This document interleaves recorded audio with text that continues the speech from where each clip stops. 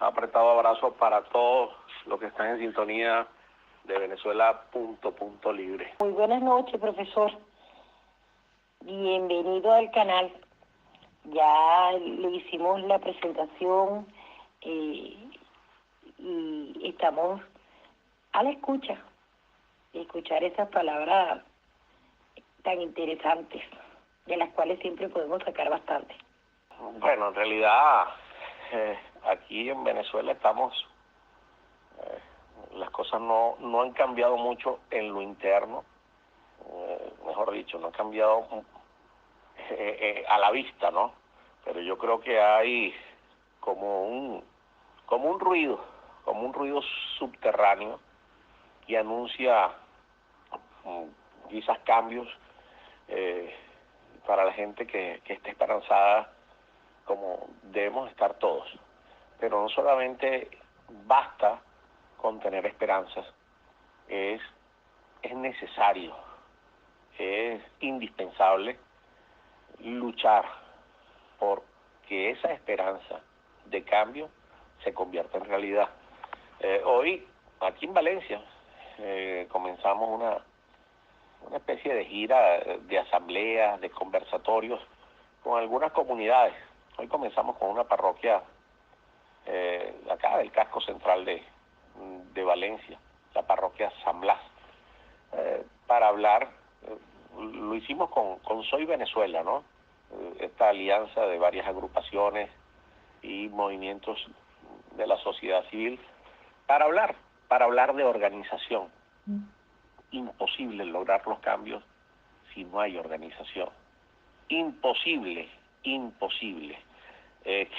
Y aquí un tema que a lo mejor puede resultar un poco incómodo, ¿no? Incómodo para el régimen, incómodo para los que le hacen el juego al régimen, aunque se vistan de oposición. Si hay algo que debemos estar claro en el país, es que a nosotros el régimen desde hace rato nos está advirtiendo que estamos en guerra, que estamos, que si guerra económica, que si eliminar no al adversario, al enemigo, dicen ellos, exterminarlo, convertirlo en polvo cósmico y todas estas cosas. O sea, es un lenguaje de guerra. Siendo esto así, que estamos en una guerra declarada por parte del régimen en contra de quienes no aceptamos o no estamos de acuerdo con su estilo, con su modelo o con sus arbitrariedades, con sus monstruosidades. Bueno, ellos pretenden eliminarnos, extirparnos, acabarnos. Bueno, debemos estar súper claros entonces que estamos en guerra. Y si estamos en guerra, las guerras, por muchos soldados que se tengan, pero si carecemos de una estrategia y de unas alianzas, muy difícil ganarla. Por eso, necesario definir la estrategia de combate. Cuando digo de combate, de tratar, como en efecto lo vamos a lograr, de deponer a este régimen. Primero, definir la estrategia, y la estrategia no se logra sin organización. La estrategia o la guerra no se gana sin alianzas. ¿Alguien ha visto en la historia del mundo que las guerras se acaben con un proceso electoral? Nunca. Las guerras se ganan demostrando no solo destreza en el terreno, sino también sabiduría, organización y alianzas. Cuando digo alianzas, hay que estar muy claro. Las alianzas no solamente son entre los civiles para combatir a un régimen encabezado por salvajes. Las alianzas deben hacerse con civiles y con militares, pero no solamente con civiles y militares ubicados en Venezuela, sino con civiles y militares de todo el mundo, porque Venezuela no está aislada del mundo. Si alguien, vamos a poner un ejemplo muy simple para poderlo entender cualquier persona.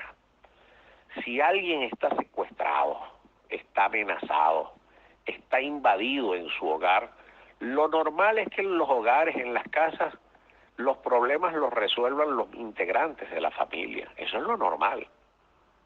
Pero si invaden ese hogar o esa casa, yo le aseguro que cualquier miembro de la familia estará deseoso de que su vecino lo ayude, o de alguien se apiade de ellos y lo ayude. Bueno, en esta misma situación estamos en el país.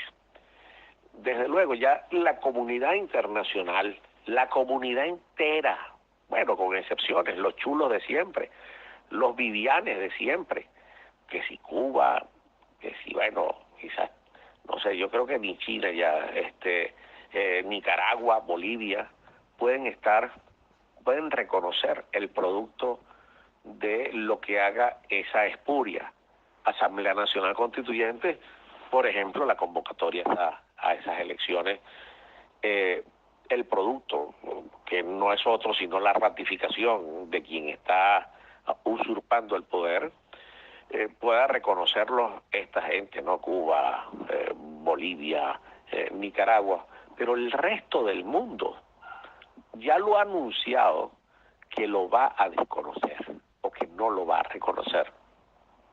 Siendo esto así, por eso es que cuando hablan de diálogo en República Dominicana, a uno lo invade una suerte de incomodidad, de, no sé, de malos sentimientos, ¿no? Porque hay personas que quieren erigirse como voceros de la oposición, cuando ellos no son voceros de la oposición, ellos son voceros de ellos mismos. Ellos se están representando ellos mismos, porque ellos son los que han mantenido, bueno, a este régimen por bastante tiempo. Entonces, aquí de lo que se trata entonces es de lograr una verdadera organización, pero la organización tiene que componerse de abajo hacia arriba y no de arriba hacia abajo. Por eso el interés de nosotros de acudir a todas las comunidades del país para al menos definir la verdadera unidad. Ese es otro chantaje, que nos dicen, si no estás con estás fuera de la unidad. No, momentico.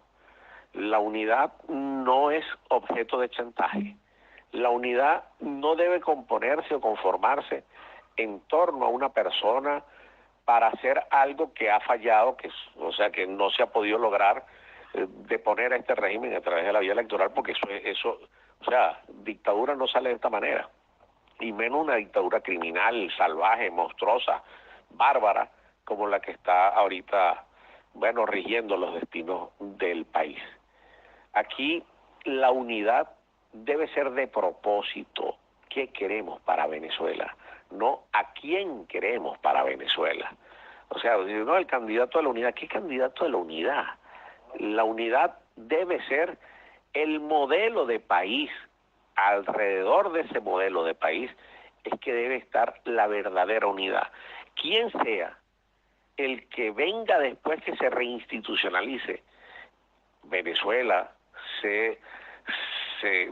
tengamos de verdad la constitución de una república acá en Venezuela, ya quien sea puede ser un abanico de oportunidades, un abanico de opciones, y ya tendrán los ciudadanos libertad, sin el chantaje de la unidad, de escoger con lo que ellos puedan identificarse.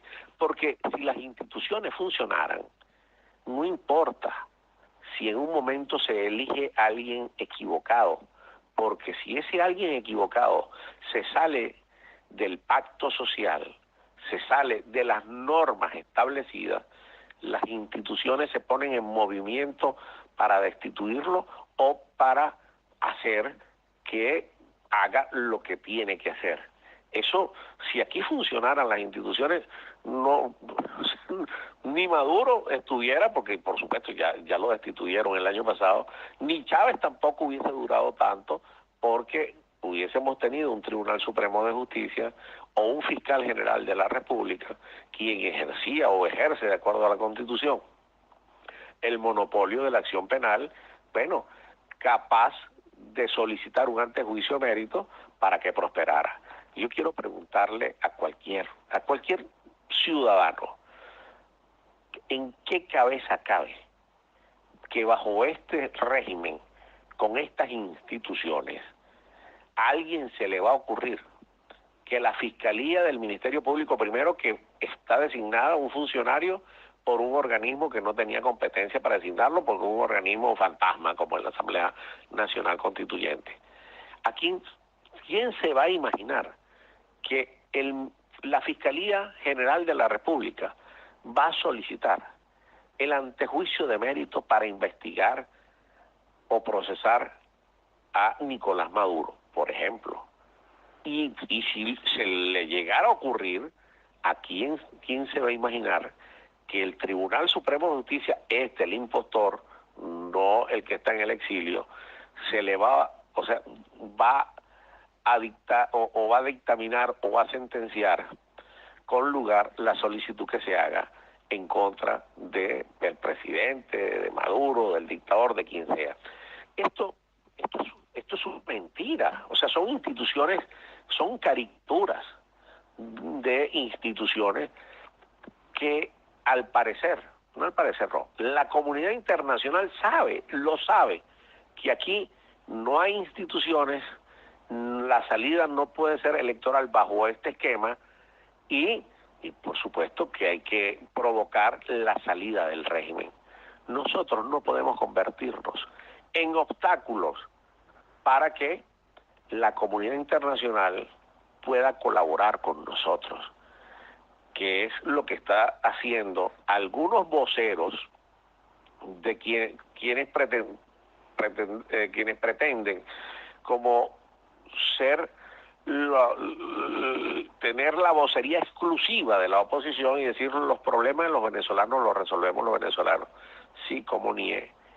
¿Cómo vamos a resolver los problemas un pueblo desarmado que por supuesto lo asiste la razón, el derecho y todas estas cosas, pero estamos enfrentándonos a unos bárbaros, a unos malandros?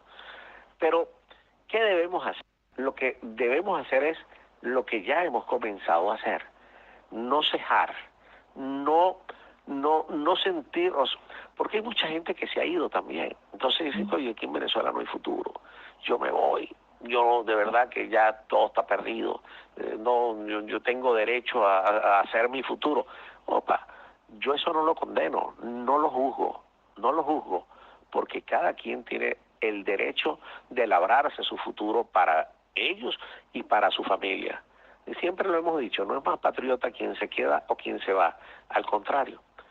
Yo creo que hay muchos que se han ido que con ese término yo creo que pueden ser mucho más patriotas que algunos que se han quedado o que nos hemos quedado. Así que el patriotismo no se da, no se mide por la permanencia o no en el país. El patriotismo se debe medir por el amor, el cariño y la disposición de luchar por lograr la libertad, la independencia, la reinstitucionalización del país. Muchos que están en el exilio, que se han tenido que ir perseguidos o en búsqueda de un mejor futuro, están haciendo mucho por Venezuela. Están tendiendo esos puentes que son indispensables para lograr salir de esto, constituir un gobierno de transición, y no sé cuánto tiempo pueda durar ese gobierno de transición para luego, recomponer el país. Y yo estoy muy seguro que muchos, la mayoría de quienes se han ido, volverán a Venezuela a reconstruir esta patria, porque yo no tengo la menor duda que la mayoría de quienes se han ido, casi la totalidad, porque a lo mejor no será la totalidad, pero casi la totalidad, el país, Venezuela, no, escapa ni un segundo, ni un instante de la vida de quienes están hoy en el exilio, porque es así, lo han demostrado. Yo constantemente hablo con muchísima gente que está fuera del país y su visión es cómo ayudo a Venezuela, cómo los ayudo, Pablo, cómo hago aquí, qué podemos hacer, tal y qué sé yo, hay reunión aquí, el 10 tenemos una reunión, yo no sé qué más, en la Universidad de Florida, y esto, todo esto es indispensable, porque estos embajadores que están representados por la diáspora, ¿no? Venezolana, esos embajadores venezolanos en todo el mundo han hecho posible que la comunidad internacional abra los ojos, porque antes Venezuela la tenían como aislada, y bueno, y ellos decían, bueno, el problema es que lo resuelvan allá. No, pero es que ya Venezuela se ha convertido no en un problema solo para los venezolanos, que lo es, sino un problema para el mundo entero. Entonces, vaya, aquí lo que no podemos es perder la esperanza y continuar. Bueno, cambio como mi primera, como la introducción, cambio. Gracias, profesor. Mire, cuando usted inició su palabra, estaba comentando de que todo seguía prácticamente igual. No sé, yo creo que difiero un poco de usted. Yo pienso que dentro del régimen hay una pelea sangrienta entre ellos mismos, que quizás no salga a la luz pública como tal, pero yo percibo que hay dentro una pelea mortal. ¿Usted no cree que eso está sucediendo dentro del régimen? Cambio. Sí, por supuesto. Es que las mafias, dentro de las mafias, siempre terminan peleando las mafias por la sucesión en el orden, ¿ok? A ejercer ser los capos, ¿no? Siempre terminan así porque, bueno, ahí no tienen un código normal, sino un código como existe en los planes de las cárceles, ¿ok? Que siempre se desconfían, y bueno, y alguien que quiere tener el liderazgo y mantener el poder, trata de eliminar el que está arriba para, bueno, así hacerse el poder. Pero por eso yo pienso que ese adelanto de las elecciones por la parte de la Asamblea Nacional Constituyente inconstitucional, más que un mensaje para la oposición democrática, es un mensaje a lo interno del régimen. Es un mensaje para decirle, epa, el líder, el comandante en jefe y nuestro, bueno, el que representa el legado de Chávez y todos estos disparates que ellos dicen, es Nicolás Maduro. O sea, nadie más se le ocurra estar aspirando a la presidencia porque ya tenemos el candidato. Porque es la única explicación, porque ¿quién puede entender que realizar unas elecciones 9, 8 meses antes de la toma de posesión en el cargo? Nadie. O sea, ¿qué va a hacer Nicolás Maduro? Porque se va a hacer, si se llegara ese día, ese va a ser nuevamente el investido ilegalmente, inconstitucionalmente de la banda presidencial. Bueno, ¿qué va a hacer como presidente? También, por supuesto, que ya no lo es, pero bueno, ¿qué va a hacer él como presidente en funciones y presidente electo durante 8 meses? O sea, nadie la puede entender. ¿Cómo va a durar 8 meses para siendo electo quien sea, antes de asumir el cargo? Porque el cargo, si hay algo que está claro en la Constitución, es la fecha de instalación de la Asamblea Nacional y la fecha de asumir el mandato el presidente de la República, que es el 10 de enero, luego del vencimiento del periodo presidencial.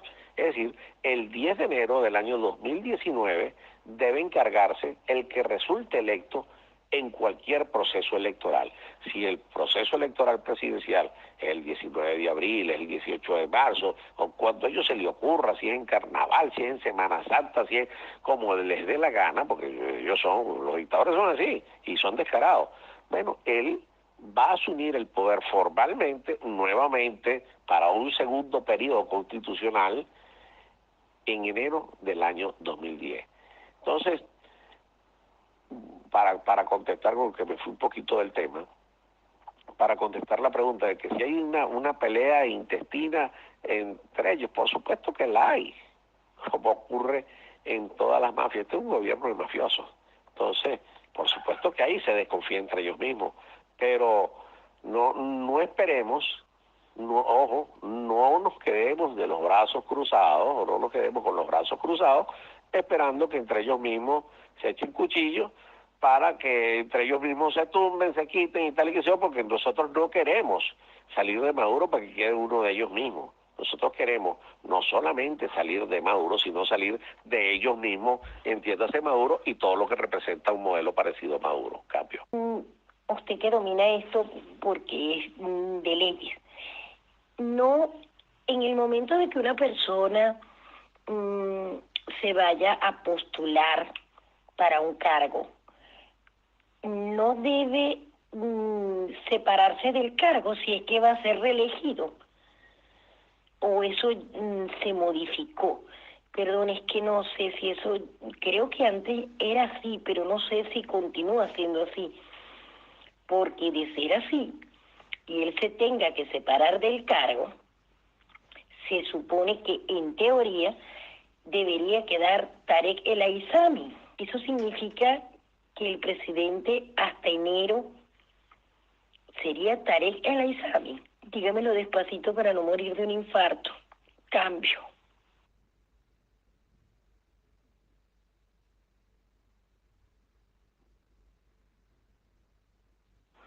No, hombre, mire, aquí la Constitución, la ley, esto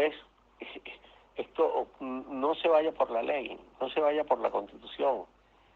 Ya lo demostró cuántas veces Hugo Chávez no fue candidato y cuántas veces se separó del cargo. En ninguna oportunidad. Es más, como ahí van a decir, como se permite la reelección, no es necesario separarse del cargo, cuando todos sabemos que el asunto de separarse del cargo es para que no se utilicen los recursos del Estado en la promoción de las campañas electorales, porque estarían actuando o estarían cometiendo el delito de peculado de uso. Pero es que esta gente no solamente ha cometido el delito de peculado de uso, sino, bueno, los delitos, todos los delitos yo creo que contemplados en los tipos penales del Código Penal y en todas las leyes penales que están en los instrumentos jurídicos venezolanos. Bueno, desde peculado, estafa, hurto, apropiación indebida, extorsión, secuestro, bueno, homicidio, atraco, todo. O sea, todos los delitos habidos y por violación, todos. No hay ni un solo delito que este régimen no haya cometido, o los funcionarios del régimen no haya cometido. Entonces, vamos a pensar que se tiene que separar del cargo, si no tiene que tiene interés en el Alzheimer. Tienen un Tribunal Supremo de Justicia que actúan como no solo su bufete, sino como sus meretrices, como sus, no sé,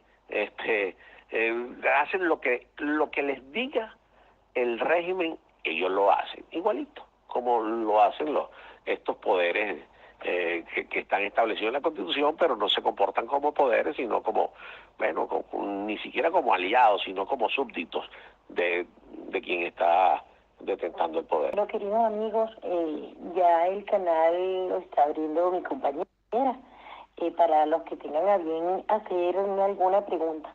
Yo tengo unas preguntas por acá también que me han enviado, pero vamos a darle oportunidad a las personas, si hay alguno en el canal que tenga alguna duda o que quiera compartir alguna inquietud con el profesor, por favor, adelante. Cambio. Gracias, Figuemín, la dama del sello. Saludos, profesor. Mi pregunta es la siguiente. Y los venezolanos que queremos el cambio, pero no creemos que pueda existir cambio con los mismos actores políticos de las últimas 2 décadas. Y otra pregunta, para terminar esta pregunta, ¿por qué no también el reconocimiento a los nuevos liderazgos políticos que también están en el exterior, como Rumbo Libertad, el amigo Rodríguez Navarro, Eduardo Villar, entre otros? Cambio. No, es que, ¿cómo está, gordo? Te voy a decir algo, ¿no? Los reconocimientos nunca lo van a hacer quienes están ahorita asumiendo una vocería ya desconocida por la por acá, por la comunidad venezolana e inclusive por la comunidad internacional. Siempre en este estilo de hacer política, quienes se sienten fuertes, que en este caso son los que van para República Dominicana, porque se sienten fuertes porque tienen como el visto bueno ante los medios de comunicación, por supuesto que no van a reconocer a alguien que le pueda hacer sombra a ellos. Entonces, los reconocimientos no se decretan, los reconocimientos se conquistan a fuerza de trabajo, de lucha, de perseverancia, y bueno, y eso sí ha sido así en la historia del mundo. Yo creo que estos Rumbo Libertad, estos muchachos, batalladores como Ronnie, como Eduardo, y muchos que están aquí en el país, ellos van a lograr su reconocimiento no porque lo reconozca estos que están ahorita en República Dominicana o que estuvieron en República Dominicana, sino porque lo reconozca el país entero. Pero eso no se decreta, eso es a fuerza de trabajo, de perseverancia, de presencia y bueno, y de lucha. Así es. Ya tú vas a ver, más temprano que tarde, estas personas que hoy pretenden, o algunos medios de comunicación poderosos, ocultarlos o no darle cabida en sus espacios, bueno, se ganarán sus espacios a fuerza de perseverancia. Cambio. Hola, buenas noches, profesor Raúl, de nuevo, bienvenido al canal Venezuela Punto Libre. Muchísimas gracias por estar con nosotros otra vez, de verdad que sus palabras vayan adelante, pero yo me pregunto, profesor, cuando ustedes hacen estas reuniones, usted comentó, profesor, que ustedes se reunían con personas, con los ciudadanos en las diferentes partes donde usted se encuentra. Yo creo que existe una gran desconexión entre lo que en realidad quiere el ciudadano venezolano y en realidad qué es lo que se puede hacer, ¿verdad? ¿Hasta cuándo nosotros vamos a seguir permitiendo que haya semejante pantomima en la República Dominicana, donde usted ve esta cantidad de gente cada vez que abre la boca, personas de Voluntad Popular, de Primera Justicia, de Acción Democrática, del Partido Social Cristiano COPEI, de Un Nuevo Tiempo, que se dan besos, abrazos, y aún inclusive quienes no están sentados en la mesa de diálogo, pero son personas que militan en estos partidos políticos, están gordos, están afeitaditos y siguen utilizando un lenguaje populista que sencillamente lo que nos quiere llevar al mismo punto, que es un proceso electoral que muy bien sabemos no tiene ningún resultado, porque en Venezuela se vota pero no se elige. ¿Cuál es el plan entonces que tiene Soy Venezuela, que es la organización a la cual usted comentó que están haciendo ese trabajo para acabar con esta falsa oposición? Porque para poder salir de Maduro tenemos que salir también de esta mal llamada oposición. Adelante, cambio. Sí, lo que pasa es que, bueno, cuando preguntas que hasta cuándo lo vamos a permitir, que nosotros no lo permitimos. Quienes lo permiten son los medios, quienes lo permiten es el propio régimen, quienes le hacen la cama a esta falsa oposición es el mismo régimen, quienes procuran y quienes han construido esa oposición mediática ha sido el propio régimen, ¿ok? Pero la comunidad venezolana ya detesta, quizás por ser un poco benévolo con la expresión, detesta esta, como usted dice, esta pantomima, esta farsa, esta fachada de diálogo, cuando ya ellos se entienden y están súper convencidos de que el uno soporta al otro y el otro, por supuesto, está en connivencia con el propio régimen. Régimen y estos dialogantes son lo mismo, eso es lo mismo. O sea, aquí ya estamos claros que con ese falso diálogo no vamos a lograr ningún avance. Ahora, la organización es necesaria, indispensable. Soy Venezuela está conformada por organizaciones civiles, organizaciones políticas, personas que, bueno, tenemos quizás una manera de ver al país que nos imaginamos. Y tú tienes una gran razón, o sea, has dado en el clavo cuando dices que hay como una desconexión entre lo que dicen algunos líderes partidistas y lo que siente y el sentir verdadero del pueblo o el sentir verdadero de los ciudadanos. Aquí hay personas que que salen en los medios o que van a alguna negociación, entre comillas, y dicen representar al pueblo cuando ellos mismos son sus representantes, no representan los intereses. ¿Qué le interesa a los ciudadanos, al ciudadano de a pie? El ciudadano de a pie, te voy a confesar algo, ¿no? A ese le importa un comino. Le importa al ciudadano de a pie, le interesa. Es tener sus necesidades cubiertas, tener posibilidades de hacer lo que le provoque con lo que gane y tener cierto poder de maniobra con su trabajo, con sus quehaceres. Pero ahorita el ciudadano está como esclavizado, está como acorralado, y por eso tú ves que la gente está como ansiosa, pero esperando que alguien haga lo que esa gente ansiosa debía hacer. Me explico, tú ves ahora quizás no movilizaciones provocadas sino espontáneas. Tú ves protestas no convocadas por ningún dirigente sino espontáneos. Y así es como van a seguir surgiendo la protesta. ¿Qué queremos nosotros? Darle como una especie de organización a esas necesidades y canalizar esas protestas para que esas protestas sean dirigidas hacia los verdaderos culpables y a la vez de dirigir o de organizar esas protestas, también plantear la manera de cómo resolverlo. Pero eso amerita dedicación, porque mira, a veces uno le dice a la gente, oye, la gente aquí no es solidaria, no es leal, no es, yo no sé, es indiferente. No, no digamos eso. Aquí la gente no es indiferente. La gente no es que no sea solidaria, es que aquí a veces uno pide o dice, oye, la gente como que no es solidaria, como que es muy indiferente. No, yo no lo veo así. Yo creo que la gente sí es solidaria y no es indiferente. Lo que pasa es que estamos en un nivel que nos ha llevado este régimen poco a poco, aunque ahorita ha acelerado su velocidad, pues, a que la gente esté luchando es por sobrevivir ellos, ¿sí? O sobrevivir cada uno de nosotros. ¿Cómo alguien me va a pedir solidaridad a mí?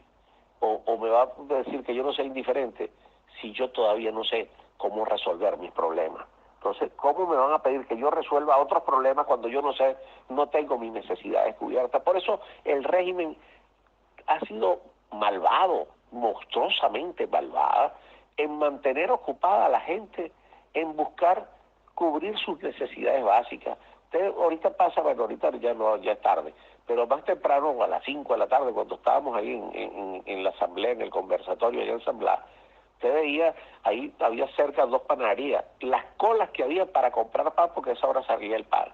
Usted pasa por cualquier supermercado a la hora que usted quiera. ¿Cómo llegamos a esto? Pero no se puede revertir esta situación si no tenemos una verdadera organización.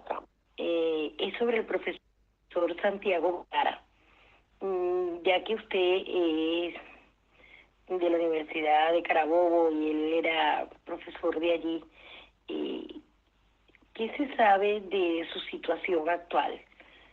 Cambio. No, bueno, yo no sé, la última vez que yo hablé que yo hablé con ustedes, cuando alguien me preguntó por el profesor, el colega, él es profesor nuestro, él va a volver a sus clases.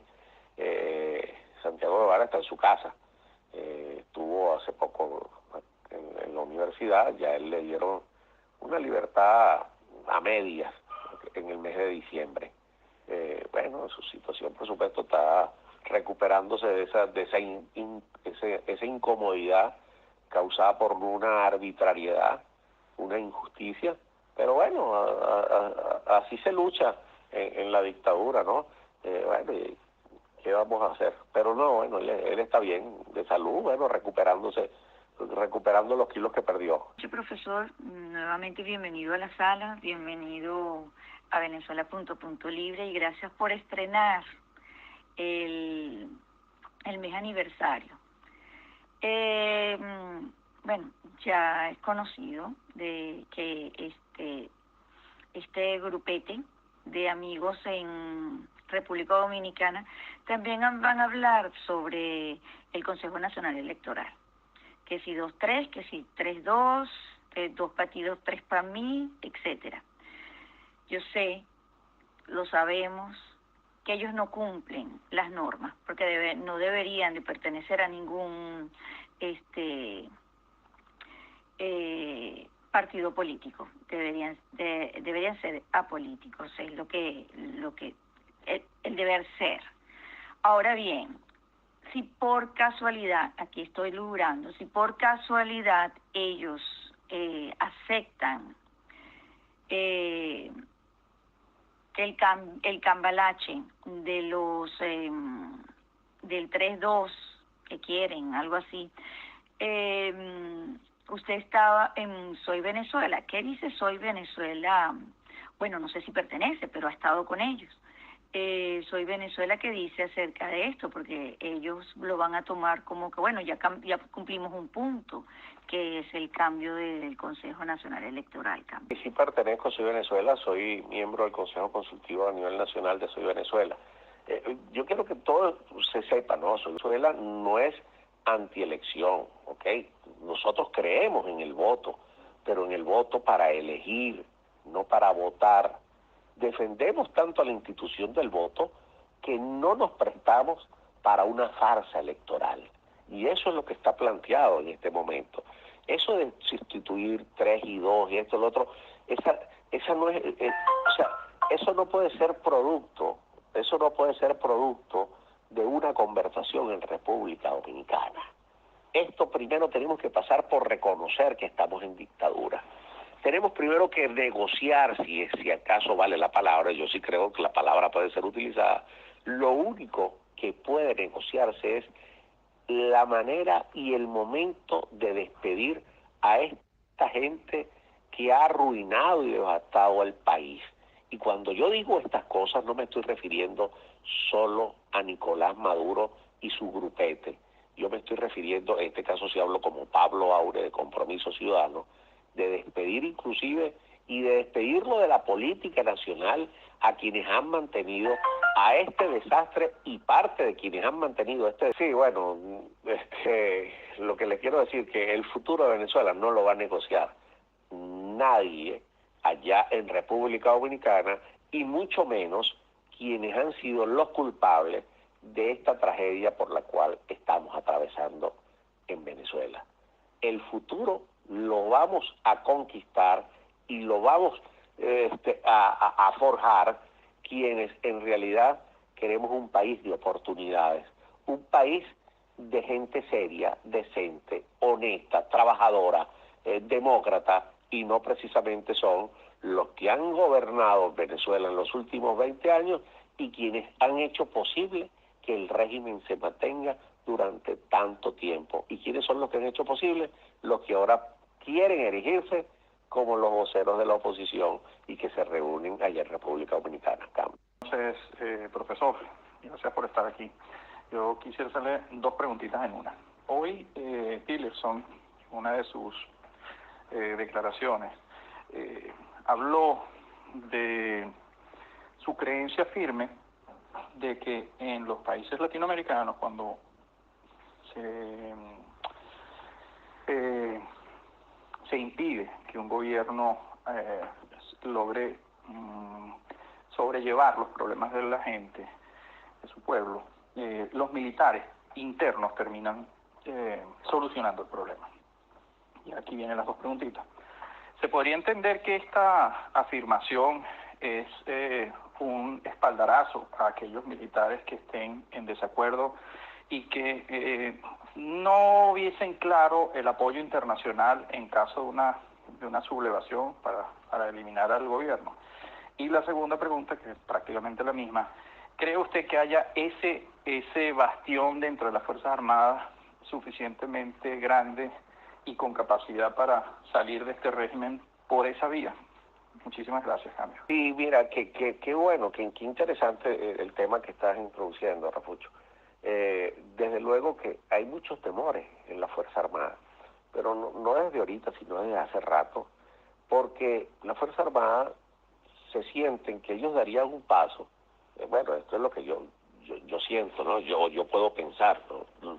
Que si dan un paso para restituir el orden constitucional y logran o no logran su cometido, y aún lográndolo, pudieran ser vistos como golpistas y no ser reconocidos por el ámbito internacional y ser perseguidos como autores de hechos punibles que no prescriben, delitos de lesa humanidad.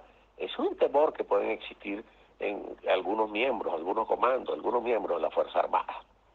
Ahora, eso, por supuesto, viéndolo de esa manera, lo que dice el secretario de Estado puede ser un espaldarazo, por supuesto que sí. Echen para adelante, que la comunidad internacional respaldaría cualquier acción apegada a la Constitución, por ejemplo, el artículo 333. Ahora, sobre lo que eso es un gran misterio, ¿no? Sobre si existe o no existe un bastión importante por la institución militar, eso es un misterio. O sea, no solamente si existe un poder, si existe un bastión importante, la cuestión es si existe con poder, con fuerza de choque, con posibilidades de hacer las cosas. Lo que sí te puedo decir, mira, porque eso es lo que uno siente, es que así como en el país hay un alto porcentaje grandísimo, más del 80%, que desprecia a este régimen, en la Fuerza Armada no escapa a las mismas, al mismo pensamiento que existe en el país, porque la Fuerza Armada, nuestra Fuerza Armada, así esté diezmada, así esté desacreditada, así la haya arruinado este régimen, no está compuesta por extraterrestres, está compuesta y conformada por venezolanos que tienen familia, que pasan hambre y que también pasan trabajo por lo que no consiguen medicina, porque son muy pocos, aunque sean los que se ven, los militares que están enchufados, que son los que han asaltado, los que están dominando casi todas las compañías estatales.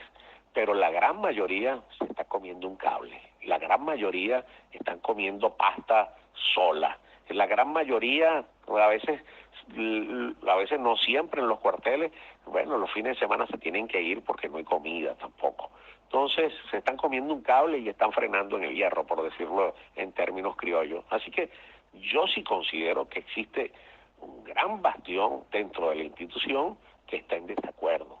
Pero si unimos que ese gran bastión y lo logramos enamorar, si vale la palabra, con un mensaje claro de la sociedad civil, que no son nuestros enemigos, con un mensaje claro, decir, vamos a reconstruir el país.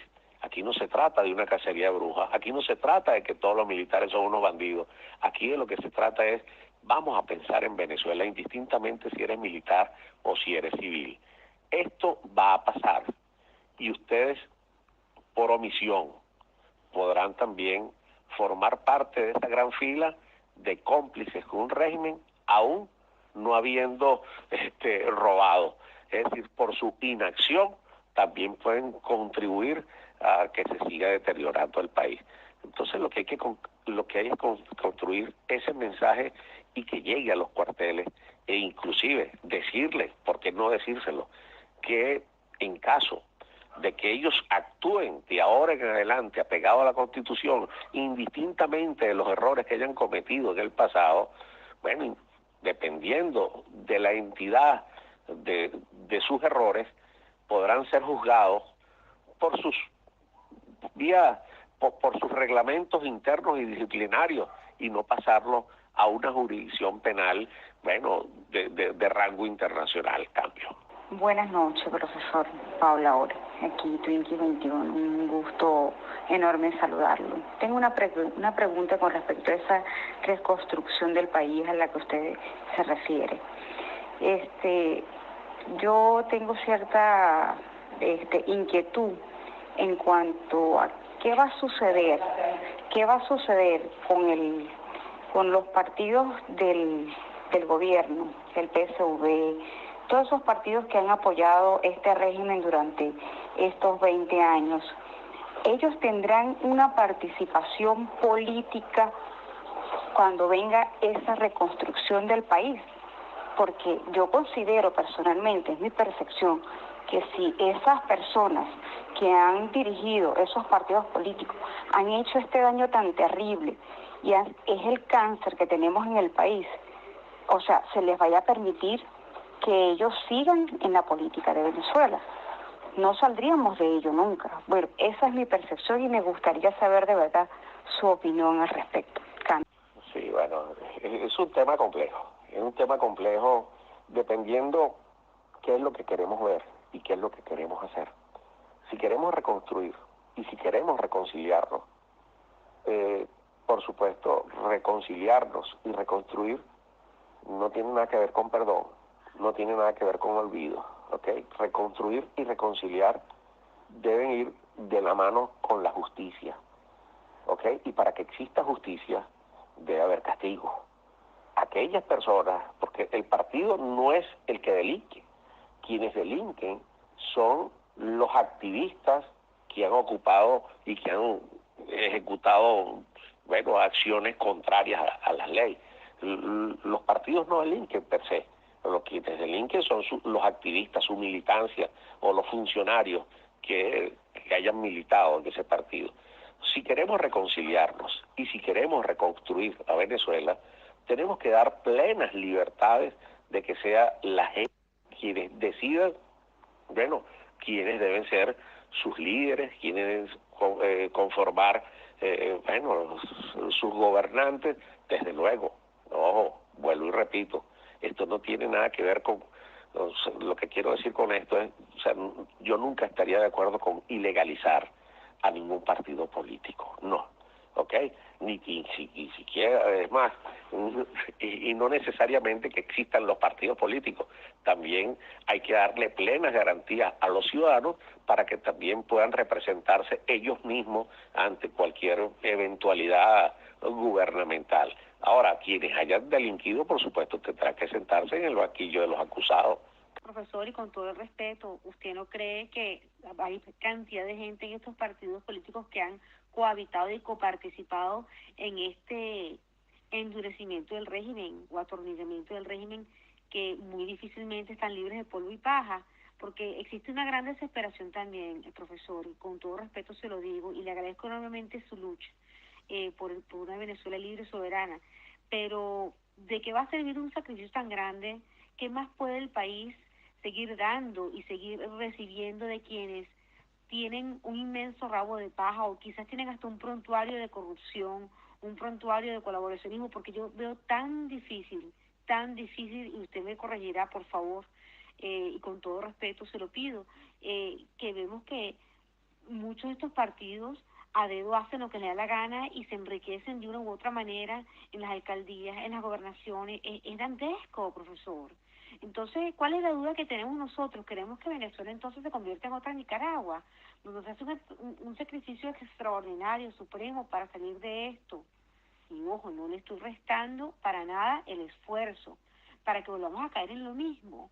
Yo creo que lo que quiere decir nuestra querida usuaria es que, caramba, hay mucha culpa de esta gente. Yo creo que para ser inclusive o ser de una manera incluyente, tenemos que incluir entonces a estas nuevas generaciones que no tienen ningún tipo de mancha o que sencillamente tienen hasta planes económicos, planes médicos y todo para sacar a Venezuela de este hoyo, profesor, porque hay gente que pretende hacer un comeback en la política de Venezuela utilizando como excusa la tragedia del país para caer en los mismos vicios del pasado, y nosotros no queremos un efecto boomerang.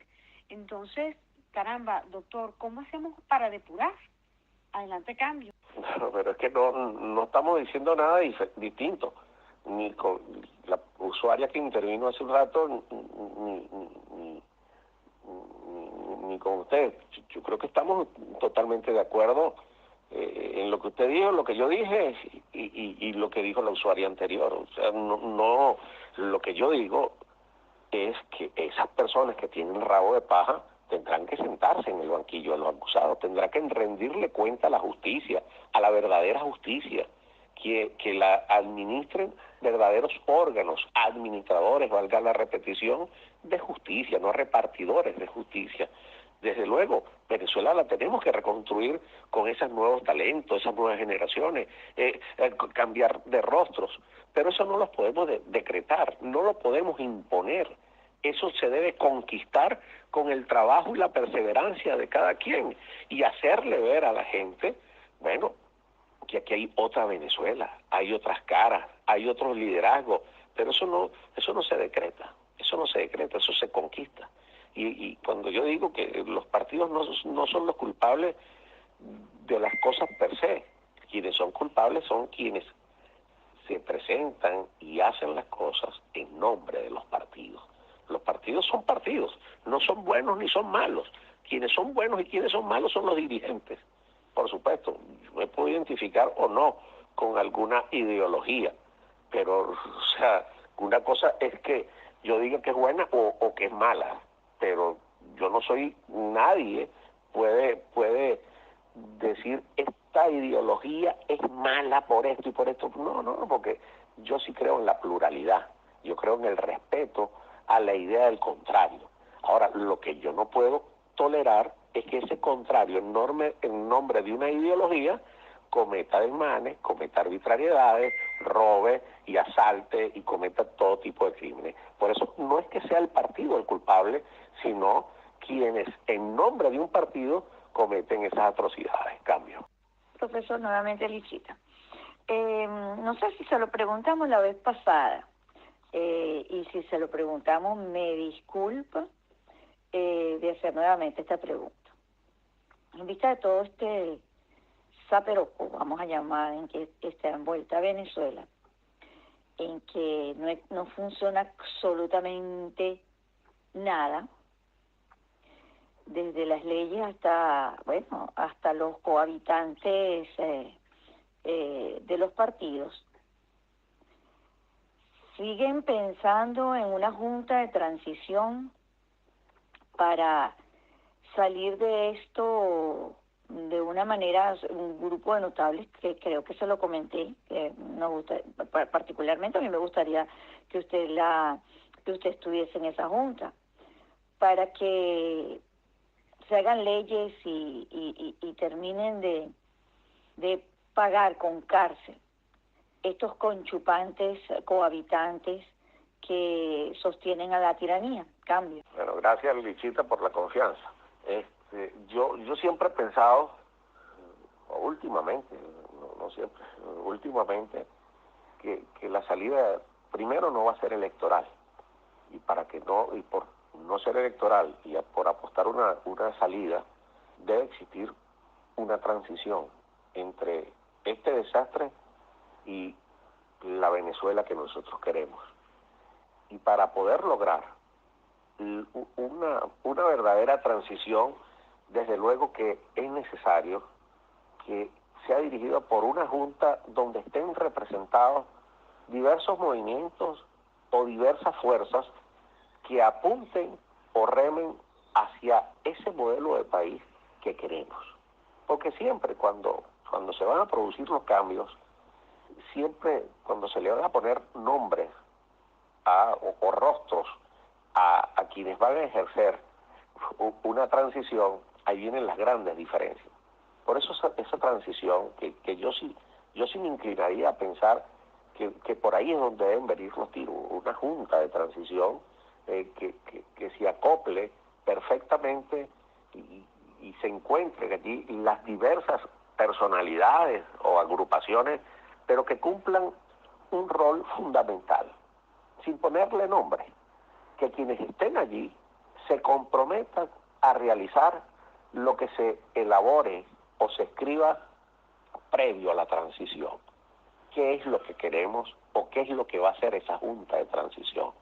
Vamos a primero nombrar un TCJ, vamos a quitar esta cosa, vamos a tomar medidas en el plano económico, y que ese pacto que se vaya a construir o que se vaya a elaborar, en el cual se vayan a acordar los que integren la Junta de Transición, debe estar avalado por la comunidad internacional. ¿Para qué? Para que tenga poder suficiente esa Junta de Transición y que si se sale de los parámetros de lo que está escrito allí, esos garantes internacionales puedan activar las fuerzas civiles y las fuerzas militares que funjan como policías del pacto de transición para que ninguno de los actores de la transición puedan hacer cosas distintas a lo convenido o a lo pactado. Cambio. Profesor, aquí le tengo una pregunta del usuario Gaslicuado. Él me pregunta que, ¿qué piensa usted de una intervención militar en Venezuela, bien sea por coalición o una intervención directa de los Estados Unidos? Bueno, que yo no sé, qué pensar, ¿no? O qué decirles que pensar. Yo les dije hace un rato que hay que buscar aliados, que hay que, tanto en lo interno como en lo externo. Lo cierto es que nada de lo que pueda hacer un país extranjero debe ser a espaldas del sentir nacional. Si el sentir nacional lo que desea es libertad y lo que desea es alianza y lo que desea es reinstitucionalizar el país, bienvenida a la colaboración, siempre y cuando esté coordinada por los factores de cambio en el país, que no son precisamente los que se sientan a la mesa con el verdugo allá en República Dominicana. Entonces, hablar de intervención es relativo, hablar de injerencia, eso es relativo. No hay intervención y no hay injerencia si esto se cae.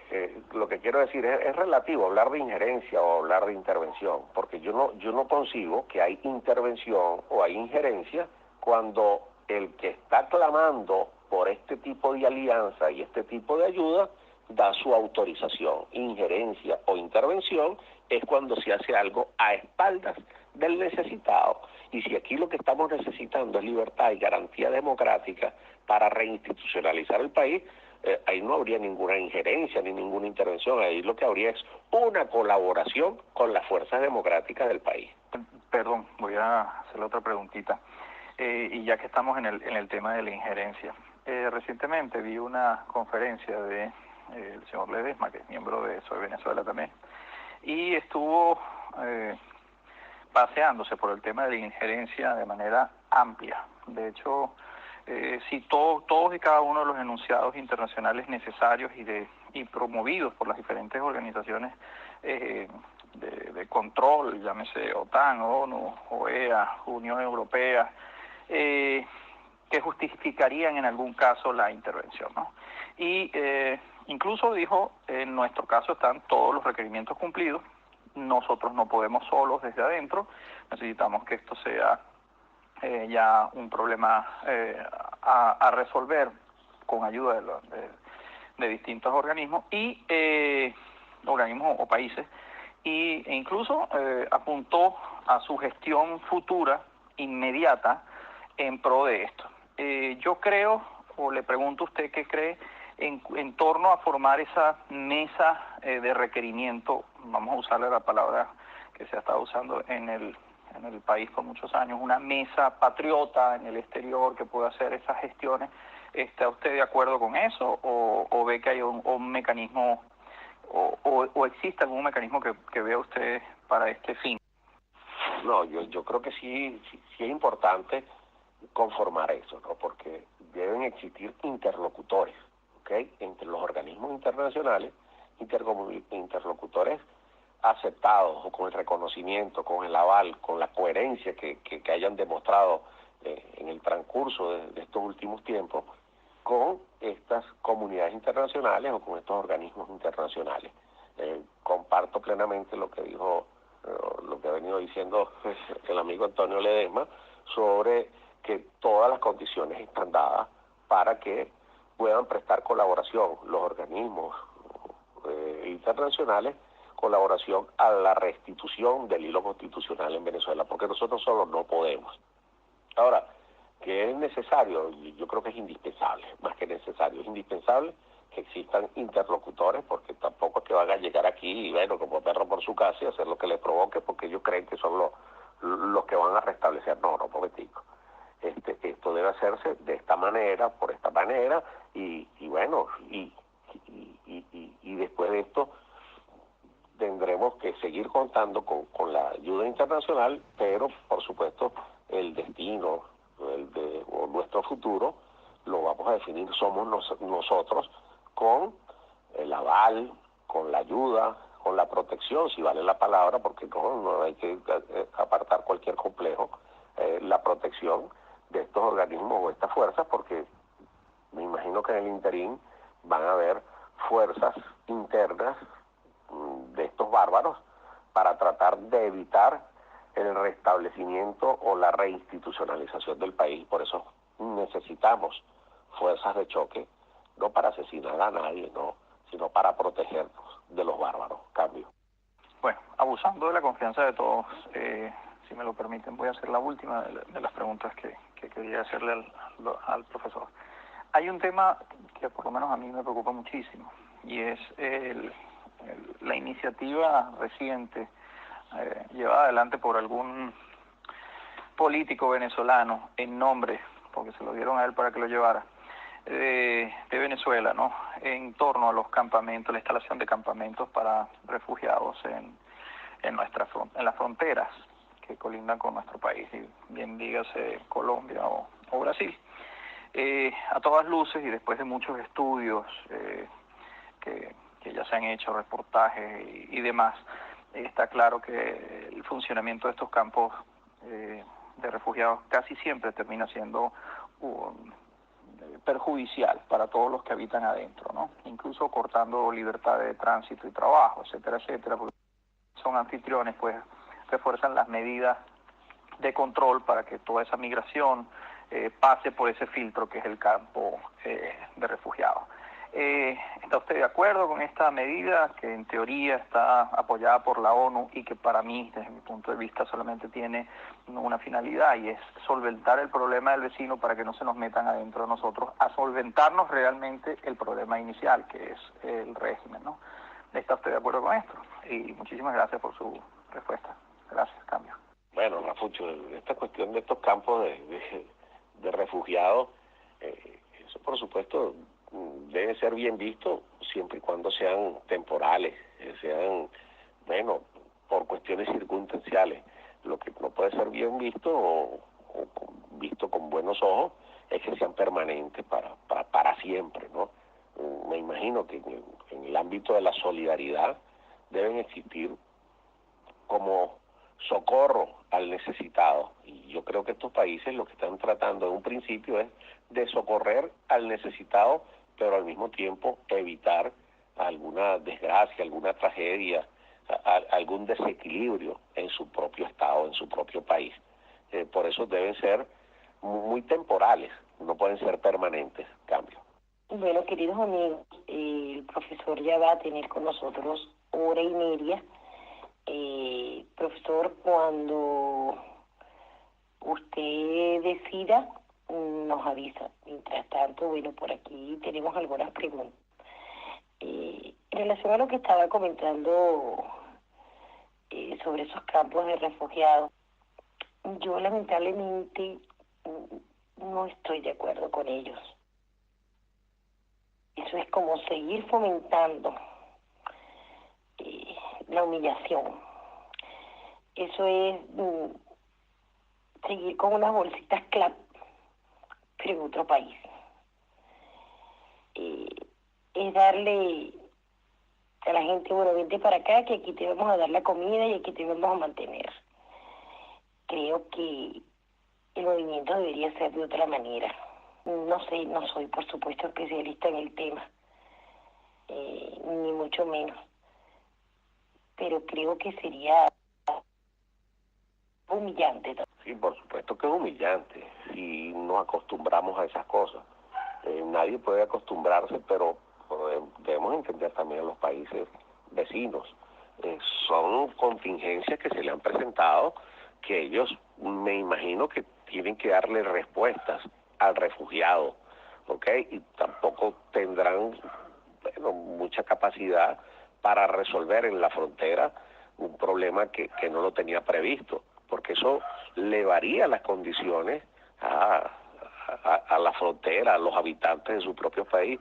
me imagino que en un principio esos campos de refugiados es para socorrer en un primer momento a quien lo necesite, pero no es para que vivan allí, no es para que permanezcan allí, sino es para darle, si vale la palabra, los primeros auxilios de socorro o los primeros socorros a esa persona que ahí se ha ido de Venezuela y ha llegado, bueno, a esos países donde se establecen esos campos de refugiados. Por supuesto que eso es deprimente, eso debe ser algo súper humillante, pero también tenemos que entender la capacidad de cada país, por supuesto. Ojalá Colombia, Brasil le puedan dar protección de manera digna y bueno, y solventar los problemas de cada venezolano que cruza la frontera, pero ojo, tenemos que entender también la realidad de cada país. Profesor, hola, buenas noches, Figues, Rafucho, toda la sala. Ok, la idea de esos campos es una idea primero hasta inocente, porque la están organizando un grupo de gente en Miami que no tienen idea de lo que están haciendo, que yo no puedo ir a hacerle a Colombia un campamento si Colombia no me lo permite. Esa es una idea. Yo tengo a la gente, o sea, yo he estado con esa gente en conversación con el tema de los medicamentos. Tengo días conversando con ellos, ¿no? Desde el principio me pareció que no es viable, que Colombia no lo va a permitir, profesor. Ese es un grupo de personas aquí de los Estados Unidos y parte de Europa que quieren o que pretendían ir a Colombia a montar unos campamentos para ayudar al venezolano que está llegando por la frontera con Colombia, que está llegando pero todos vivimos aquí o viven aquí. Entonces no conocemos realmente cómo es el tema. No podemos irnos a meter a Colombia si nosotros no sabemos cómo, nosotros primero tenemos que tener una autorización de Colombia. Indudablemente para eso se le hizo una invitación para que sirviera de plataforma a Almagro, en lo cual Almagro dijo muy decentemente: yo no puedo hacer eso. O sea, yo no puedo inmiscuirme en esos problemas, porque ese sería un problema de Colombia y de Brasil y de Venezuela. Entonces, olvidémonos de ese tema, que le hemos dado mucha importancia inclusive en las redes sociales. Eso no es viable, eso no es viable. O sea, Colombia no está dispuesta a permitir eso, porque eso sería una injerencia de unos ciudadanos venezolanos, estadounidenses como yo, o sea, que tenemos la nacionalidad acá, que vamos a pretender ponerle unos pañitos de agua, a unos pañitos de hielo, a un problema que es más profundo. Y me disculpan que me extendí, y bueno, la verdad que muchísimas gracias. Cambio. Bueno, Chapa, totalmente de acuerdo contigo, okay. Ya veo por qué el inicio fue como una idea inocente, okay, de ciudadanos que querían colaborar o quieren colaborar con la mejor buena intención, estableciendo campamentos de solidaridad, de socorro, de auxilio, como lo quieran denominar, a estos venezolanos que cruzan la frontera, pero por supuesto ese es un tema netamente colombiano o netamente de Brasil, porque no hay que entender también la realidad de cada país. Cambio, y yo creo que fuera, porque ya tenemos, como dicen acá, más de hora y media en esta tertulia, muy amena y muy agradable, por cierto, pero bueno, yo creo que como suficientemente debatido por esta noche, pero totalmente abierto a cualquier otra conversación. Apretado abrazo para todos ustedes. Cambio. No, profesor, muchísimas, pero muchísimas gracias por habernos acompañado en el día de hoy. Estamos iniciando el ciclo de conversatorios, conmemorar los 4 años de Venezuela Punto Libre. Así que le agradecemos profundamente su presencia y, por supuesto, las puertas abiertas para cuando usted quiera venir, ya que nos ha abierto la posibilidad de volverle a invitar. Cuente con ello, que lo volveremos a tener por acá. Muchísimas gracias, por supuesto, a todos estos maravillosos usuarios que siempre nos acompañan, tanto los que hablan como los silentes, pero que sé que están ahí.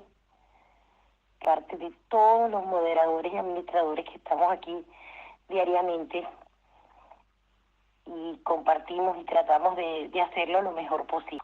Les participo que el día domingo va a estar con nosotros el profesor Eric Fuentes.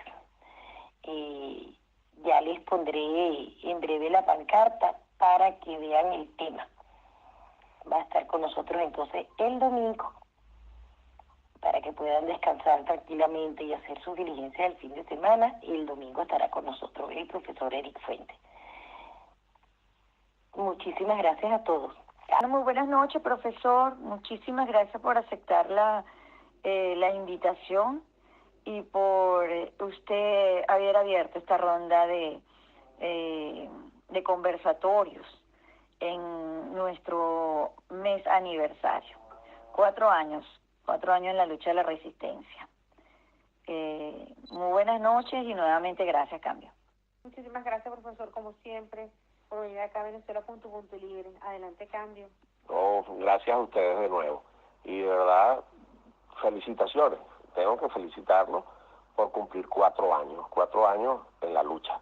4 años con este canal, Venezuela.libre. Un canal que es una ventana para la comunicación, para intercambiar ideas y que también nos sirve para organizarnos. Y vuelvo y le repito, me despido por hoy, por esta noche, agradecidos con ustedes por darme la oportunidad de conversar con ustedes y intercambiar opiniones, como ya lo dijeron, inclusive con los que hablaron y con los que mantuvieron el silencio, pero atentos a nuestra conversación.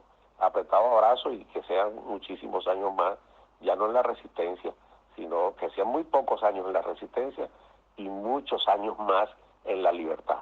Apretado.